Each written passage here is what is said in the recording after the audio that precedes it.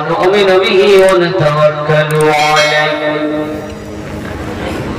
ونعوذ بالله من شرور أنفسنا ومن سيئات أعمالنا من يهده الله فلا مضل له ومن يضلله فلا هادي له ونشهد أن لا إله إلا الله وحده لا شريك له ونشهد أن سيدنا ونبينا ومولانا محمدا عبده ورسوله الذي أرسله بالحق بشيرا ونذيرا وداعيا إلى الله بإذنه وسراجا منيرا فقد قال الله تعالى في كلامه المجيد والفرقان الحميد أعوذ بالله من الشيطان الرجيم بسم الله الرحمن الرحيم إن الله وملائكته يصلون على النبي يا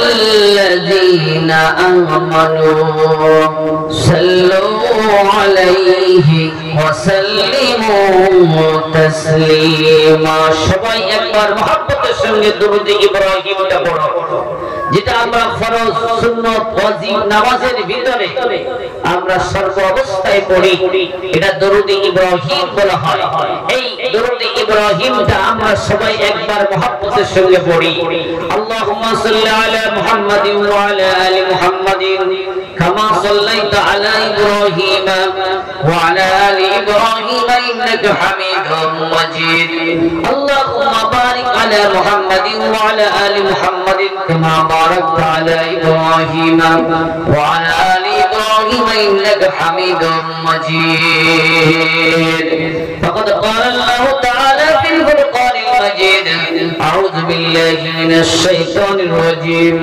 ولا تهنوا ولا تحزنوا وأنتم الأعلون إن كنتم مؤمنين وقال الله تعالى في موضع آخر وإذا قرئ القرآن فاستمعوا له وأنصتوا لعلكم ترحمون وقال الله تعالى في موضع آخر إن الذين آمنوا وعملوا الصالحات كانت لهم جنات الفردوس نزلا وقال النبي صلى الله عليه وسلم لا يؤمن أحدكم حتى أكون أحب إليه من والده وولده والناس أجمعين أو كما قال عليه الصلاة والسلام সমস্ত প্রশংসা সেই মহান করুণাময় আল্লাহ পাকের জন্য যে আল্লাহ পাক আমাদেরকে সন্ধ্যার পর থেকে নিয়ে এতক্ষণ পর্যন্ত কোরআন হাদিসের কথা শুনিয়েছেন এবং বুঝিয়েছেন এবং ইনশাআল্লাহ তারপরে আমরা আশা রাখি আরো কয়েক ঘন্টা ধৈর্য সহকারে ঠান্ডাকে উপেক্ষা করে কোরআন হাদিসের কথা বলাবেন এবং শোনাবেন এই আশা রেখে তার শুকরার্থে জোরে চিৎকার মেরে আমরা যে কজন এখানে বসে আছি একবার মনের সুখে বলি আসুন আলহামদুলিল্লাহ জোরে বলি ভাই আলহামদুলিল্লাহ নারায়ে তাকবীর ভাই আওয়াজটা একটু মুসলমানের মতো দেবেন রাত 12টা বেজে গেলে বক্তারও 12টা বেজে যায় শ্রোতারও 12টা বেজে যায় আলহামদুলিল্লাহ আপনাদের 12টা বাজেনি ঘড়িতে 12টা বেজেছে কিন্তু আপনাদের 12টা বাজেনি আপনারা পারফেক্ট জেনুইন সত্য হয়ে এখানে আপনারা বসে আছেন তাকবীরের ধ্বনিটা এরকম হচ্ছে কেন আপ ডাউন করছে কেন আওয়াজটা জোরে দেবেন মুসলমানের জন্য শ্রেষ্ঠ স্লোগান হচ্ছে নারায়ে তাকবীর আল্লাহু আকবার আল্লাহু আকবার মিন কুল্লি শাইইন আল্লাহ হচ্ছেন সবথেকে বড় এইখানে তাকবীর দেওয়ার সময় আমাদের মধ্যে আপ ডাউন করে আর যখন পার্টি স্লোগান দেই তখন আপ ডাউন করে না কেন আমি আপনাদেরকে বলবো আওয়াজটা দেবেন জোরে আল্লাহ পাকের সাদিম পর্যন্ত অবস্থা পৌঁছে যাবে, জীবনের গুনাহ খাতা মাফ হয়ে যাবে। দেন স্লোগান নারায়ে তাকবীর, আর একটু জোরে নারায়ে তাকবীর। আমি বলছি আল কোরআনের আলো, আপনারা বলবেন ঘরে ঘরে জালো। এই বলবো আল হাদিসের আলো, আপনারা বলবেন ঘরে ঘরে জালো। আমি বলবো কোরআন হাদিস যেখানে, আপনারা বলবেন আমরা সেখানে। আলিম উলামা যেখানে, আমরা সেখানে। আল কোরআনের আলো, আল হাদিসের আলো, কোরআন হাদিস যেখানে, নারায়ে তাকবীর। তারপরেই জানাই বিশ্বনবী মুহাম্মদুর রাসূলুল্লাহ সাল্লাল্লাহু আলাইহি ওয়াসাল্লামের প্রতি অসংখ্য দরুদ ও সালাম। তারপরেই জানাই আজকের এই ধর্মীয় সভার যিনি মাননীয় সভাপতি সাহেব, তাকে আমি আমার পক্ষ হইতে যথাযোগ্য সম্মান জ্ঞাপন করছি।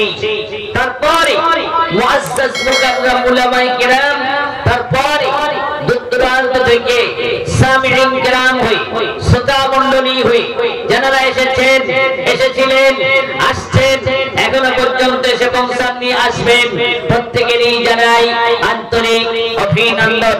পদ্মাসীনা ধার্মিকা উপস্থিত মা বোনেরা যারা আশেপাশে আছেন, প্রত্যেকেরই জানাই আন্তরিক শুভেচ্ছা। যাই হোক, আমি আপনাদের সম্মুখে মহাগ্রন্থ আল কোরআনে কারীমে কয়েকটি আয়াত কারিমা তেলাওয়াত করেছি এবং বিশ্বনবী মুহাম্মদুর রাসূলুল্লাহ সাল্লাল্লাহু আলাইহি ওয়াসাল্লামের কয়েকটি হাদিস আমি পরিবেশন করেছি। এই আয়াতটির আলোকে, হাদিসটির আলোকে আপনাদের খিদমতে দু চার কথা পেশ করে সংক্ষিপ্ত টাইমের ভিতরে ওয়া মা আলাইনা ইল্লাল বালাগ বলে বিদায় নেব। আলোচনা তো আমি কিছুই করতে পারবো না, আল্লাহ পাকের একজন অজম গোলাম আপনাদের খিদমতে সুদূর কলিকাতা দক্ষিণ 24 পরগনা থেকে, লোকেশন সুন্দরবন থেকে আপনাদের খিদমতে হাজির হয়েছি। অজম গোলাম কাকে বলা হয়? যে গোলামের কোনো যোগ্যতাই নেই, তবে বিমাশিয়াতিল্লাহি তাআলা বিইذنিল্লাহি তাআলা ওয়া মা তাওফীকি ইল্লা বিল্লাহ আলাইহি তাওয়াক্কালতু ওয়া ইলাইহি উনীব। ক্বাল সুবহানাকা লা ইলমা লানা ইল্লা মা আল্লামতানা ইন্নাকা আনতাল আলিমুল হাকীম। সমস্ত আয়াতে কারিমা সংক্ষেপে এক চিত্তে এক বাক্যেই ব্যাখ্যা দিচ্ছি। আল্লাহ তার এই অজম গোলামে যতটুকু যোগ্যতাই দিয়েছেন বা কথা বলার তৌফিক দেবেন, তার থেকে বেশি বা কম আলোচনা করতে পারে না। আসল কথা কি জানেন ভাই আমার? আপনারা আলোচনা শুনেছেন, শুনছেন, আগামীতে ইনশাআল্লাহ শুনে যাবেন, কিন্তু আলোচনা করার কোনো সীমারেখা বা বর্ডার নেই। আলোচক বা বক্তা যিনি কোরআনের কথা বলবেন, হাদিসের কথা বলবেন, তিনি বলতে বলতে শেষ হয়ে যাবেন। কোরআনের কথা, হাদিসের কথা কোনো মুফাসসিরের জন্য, কোনো বক্তার জন্য বলে শেষ করা সম্ভবপর নয়। এক কথায় কোরআন আমাদেরকে জানিয়ে দেয় কুল্লু মান আলাইহা ফান ওয়া ইয়াবকা ওয়াজহু রাব্বিকা যুল জালালি ওয়াল ইকরাম। তোমার কোন ছাড়া, তোমার আল্লাহ ছাড়া কেউ বাকি থাকবে না, সব ধ্বংস হয়ে যাবে, শেষ হয়ে যাবে। আমি যে আপনাদের সম্মুখে যে কথাটা আলোচনা করেছি, কোন মুফাসসিরের জন্য, কোন বক্তার জন্য কোরআনের কথা, হাদিসের কথা বলে শেষ করা সম্ভবপর নয়। এটা কল্পনা করা, এটা হচ্ছে কোরআন। বলবেন তার প্রমাণ আল্লাহ কোরআন থেকে নিয়ে নেন। আল্লাহ কোরআন আমাদেরকে জানিয়ে দিচ্ছে কুল্লু কানাল বাহরু মিদাদান লিকালিমাতি রাব্বি لنفد البحر قبل أن تنفد كلمات ربي ولو جئنا بمثله مددا. ولو أن ما في الأرض من شجرة أقلام والبحر يمده من بعد 7 أبحر ما نفدت كلمات الله. আমি আপনাদের খিদমতে মহাগ্রন্থ কোরআনে কারীমের দুইটি আয়াত কারিমা তেলাওয়াত করেছি। প্রথম যে আয়াত কারিমা তেলাওয়াত করেছি, এই আয়াতটি সূরা কাফের শেষে অর্থাৎ 16 পারার ভিতরে এসেছে। দ্বিতীয় যে আয়াত কারিমা তেলাওয়াত করেছি, এই আয়াতটি 21 কিংবা 22 পারার ভিতরে এসেছে। আল্লাহ পাক তিনি কি বলতে চাইছেন?